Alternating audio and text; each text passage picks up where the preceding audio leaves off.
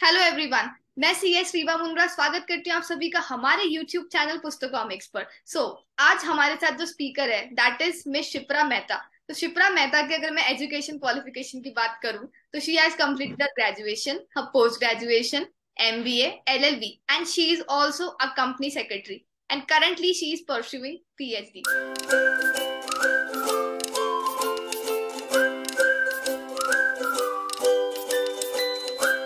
We are so honored and happy to have you in our channel. Thank you so much, Riva, for inviting me in your channel. It's a pleasure for me to talk to you. And firstly, I want to congratulate you for doing such a great job for the students, because I think you are doing a fabulous job. Because in today's time, students have everything. As we know, they have internet, they can access to everything. But what they are lacking is the correct direction, the enlightenment. And you are giving to them this thing. So congratulations to you for doing such a great job for the students. Thank you so much. So, my first question to you is, what is the importance of study in the life of a student? Okay, so according to me, education is everything, study is everything. Because in today's time, we can see without education, one cannot survive. Today's era is all about the education. You want to survive in this world, education is must. As we can see, whatever or anything or everything the world has offered to us, whether it's our financial stability comes from the education. Our mental peace also comes from the education. If we are educated, we know the value of studies, we can survive to this world. So according to me, studies everything. When we talk about studies, अगर हम आज किसी भी इंसान से बात करते हैं, चाहे वो एजुकेटेड हो या अनएजुकेटेड हो, तो हम विद इन अ सेकंड से डिफरेंस कर पाते हैं कि अच्छा ये इंसान एजुकेटेड है, क्योंकि वो इंसान स्टैंड आउट करता है in everything. Their speaking skills, their communication skills, whether they present themselves to in front of world. So yeah, education is everything according to me. Okay, that's a nice answer. So, my next question is, as a professional, like हम लोगों का हमारी studies, या ये सच है कि CS हो गया तो स्टडी बंद हो गई? आपका क्या Correct. ओपिनियन है इसके ऊपर? क्योंकि बच्चों को कंफ्यूजन रहता है कि सीएस बन गए तो is everything. Correct correct actually जब कभी भी किसी कोर्स को परस्यू कर रहे होते हैं तो हमारे माइंड में बस यही होता है, यार हमें एग्जाम्स क्लियर करने हैं और हम फ्री हो जाएंगे, फिर हमें कुछ मतलब नहीं है, बस हमें अब तक ही पढ़ना है जब तक हमारे एग्जाम्स चल रहे हैं। लेकिन ऐसा बिल्कुल नहीं होता है। मैं सभी स्टूडेंट्स को ये बात बोलना चाहूंगी, whether when you complete your professional course या प्रोफेशनल डिग्री जब हमें मिल जाती है, उसके बाद हमारी एक्चुअल स्टडी और एक्चुअल हमारी जो कैलिबर है, हमारी प्रोफेशनल कैपेसिटी का, जो हमारा प्रोफेशन हमको देना चाहता है, वो उसके बाद शुरू होता है। उसके बाद हमें टाइम टू टाइम अपडेट्स रहना पड़ता है कि हमारे इंस्टीट्यूट हमें क्या क्या चीजें प्रोवाइड करा रहा है, क्या अमेंडमेंट्स आते जा रहे हैं।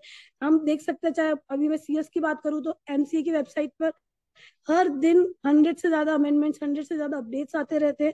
तो ऑफ कोर्स हमें उसके बाद हमारी एक्चुअल जर्नी स्टार्ट होती है कि जो भी हमने थ्योरीज पढ़ी है उसको हमें प्रैक्टिकल किस तरह से अप्लाई करना होता है। तो ऑफ कोर्स ऐसा बिल्कुल नहीं है कि अगर हमने एक बार कर लिया, हमारा कोर्स कंप्लीट हो गया तो हमें स्टडी पूरा देना नहीं है, ऐसा बिल्कुल नहीं होता में। हमें वो जो हमने पढ़ा है उसको हमें प्रैक्टिकल लाइफ में किस तरह से एप्लीकेशन करना है, किस तरह से अप्लाई करना है, वो बिगिन होता है। तो मेरे हिसाब से स्टडी जो मेन है वो हमारी एग्जाम्स के बाद स्टार्ट होती है, जो हमें बाद में हमें पता चलेगा जब मार्केट में उतरेंगे कि हमें किस तरह से अपने आप को अप टू डेट रखना है, किस तरह से हमें जो हमारा कोर्स है, जो हमारे इंस्टीट्यूट है, वो किस तरह से हमें गाइडलाइंस प्रोवाइड कर रहा है, हमें उसे फॉलो करना है। तो यस, हमारी स्टडी कभी खत्म नहीं होने वाली, हमें अपडेशंस हमेशा मिलते रहेंगे और हमें उन्हें फॉलो करना ही है। वो तो है, बल्कि ज्यादा पढ़ना पड़ता है। ज्यादा पढ़ना पड़ता है, हाँ, करेक्ट। तो ये मिथ है कि अगर आपको डिग्री मिल गई आपकी पढ़ाई ओवर। बिल्कुल हाँ, ऐसा बिल्कुल नहीं होता। ऐसा हमें भी लगता था जब हम पढ़ रहे थे, लेकिन अब हम क्योंकि प्रोफेशनल थे तो हम उस बात से ज्यादा रिलेट कर पाते कि ऐसा नहीं है कि पढ़ाई खत्म हो जाती, पढ़ाई तो कंटिन्यू रहने वाली है। वो तो है ही। ओके, तो माय नेक्स्ट क्वेश्चन इज, एक स्टूडेंट या स्टूडेंट भी नहीं, किसी की भी लाइफ में एक विजन का क्या इंपॉर्टेंस होती है कि लाइक उसको विजन, मतलब क्या विजन रखना चाहिए उसको, और क्यों रखना चाहिए, विजन क्यों होना चाहिए लाइफ में? This is actually very good question. I think every one student, मतलब not even student, everybody in the life they have the vision. अगर उनके पास विजन होगा तो उन्हें पता होगा कि ये मेरा गोल है और मुझे इसे अचीव करना है। Without a vision you can not dream. अगर आप ड्रीम ही नहीं देख सकते हो तो फिर आप उसे अचीव कैसे करेंगे? तो विजन होना लाइफ में बहुत ज्यादा जरूरी है। अगर आपके पास विजन है तो आप किसी भी चीज को क्लैरिटी से रख पाओगे, आप किसी भी चीज को लैक नहीं करोगे, आप ये देख पाओगे कि आपको क्या गोल है। अगर आपको ये पता है आपका गोल क्या है, तो आप उसकी तरफ हार्ड वर्क कर पाओगे, आप उसको हार्ड वर्क को पुट आउट कर पाओगे। तो first make a goal, then work hard on it, and then you can achieve your goal. So vision is a very important thing. As I remember the one quote that says ki, if you don't push yourself, your vision pulls you. क्योंकि अगर आपको पता है कि आपको क्या करना है, you know your vision, so your vision will pull you always, कि अगर आपको ये अचीव करना है, आपकी करना है, तो आप उसको कभी ना कभी डेफिनेटली अचीव कर ही लोगे. So vision is so much of necessity in students life today's. So as a teacher आप स्टूडेंट्स को या आने वाले जनरेशन को क्या एडवाइस देना चाहते हैं? As a teacher, of course, right now I'm doing a job in teaching. So as a teacher, जितना भी मेरा इंटरेक्शन होता है स्टूडेंट से, मैं उनको यही बोलना चाहूंगी कि आपके पास जो भी अपॉर्चुनिटी है, आपको जो भी अपॉर्चुनिटी मिलती है, so firstly grab every single opportunity. और मैं ये बात बोलना भी चाहूंगी, Rewa is the most greatest example we can have. She grabs all the opportunities she have. She done a great job in Jaipur. She goes everywhere in every seminars. I can see, I visualize that. Or she's doing her institute work. Always she doing her CA work side by side. So in every times I can say कि आपके पास जो भी opportunity आती है students के पास, उसे grab करते जाएं और उस पर वर्क करते जाएं. सेकेंड थिंग मैं बोलूंगी कि be consistent in your studies.